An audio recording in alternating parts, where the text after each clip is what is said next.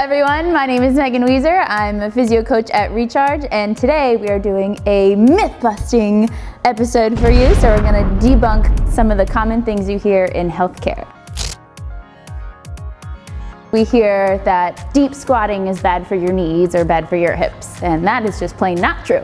And the reason is because if you can get to a deep squat, you're going through the full range of motion. A lot of times you see people in rehab or just in general working on squats only to a limited range of motion. The compressive forces in your knee are actually at their highest point when your knees are at about a 90-degree angle. So about here, Mandy's knee is in about a 90-degree angle, and anywhere from about 90 degrees to 110-ish is where the compressive forces between your kneecap, your patella, and your femur, your thigh bone, is highest.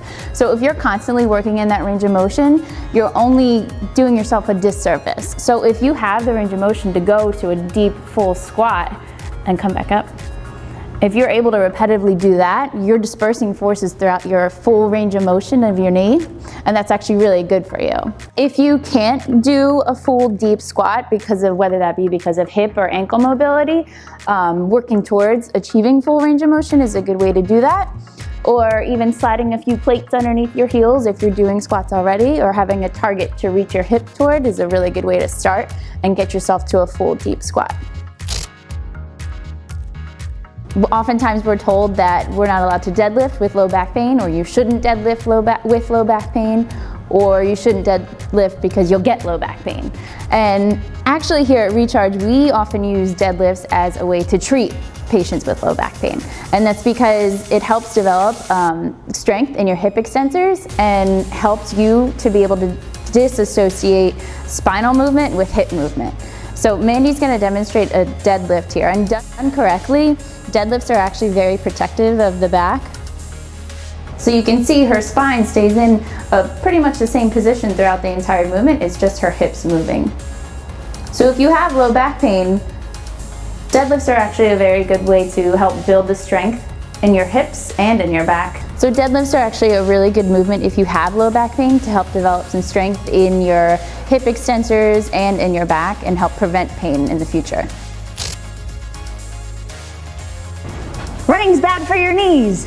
No.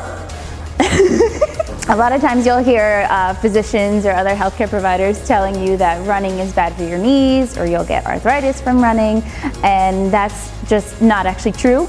Running actually is a protective mechanism on your knees, because when you run and with the impact develops a cushioning effect in the knee joint itself. So even just 30 minutes of light jogging every now and then can help protect your knees and decrease any kind of risk of developing osteoarthritis down the road. If you've been avoiding running, starting off slow would be a good place to start, and if you find that you're starting to develop any pain, it'd be a good idea to go see a physical therapist so they can run through the mechanics of running for you. So a lot of times you'll hear people say, oh, you have flat feet, you shouldn't be running, you're at risk for injury. You have flat feet, you shouldn't be dancing or bicycling or lifting or anything. And that's not very true. It more becomes an issue when the ankle joint is over-pronating, and that's kind of rolling into this moment here. So if it's uncontrolled that way, then it becomes more of an issue, or if it's painful. So inherently having flat feet shouldn't necessarily limit you from any activity level. So if you have flat feet and you haven't been running, or you haven't been dancing or lifting, don't let that stop you. It's more of an issue when it becomes painful or the ankle joint just isn't as stable. And that's something you could see a physical therapist for as well. Even if you do have pain, that's not necessarily because you have flat feet. There's always ways to work around that and work on improving the stability and working through whatever pains you may have.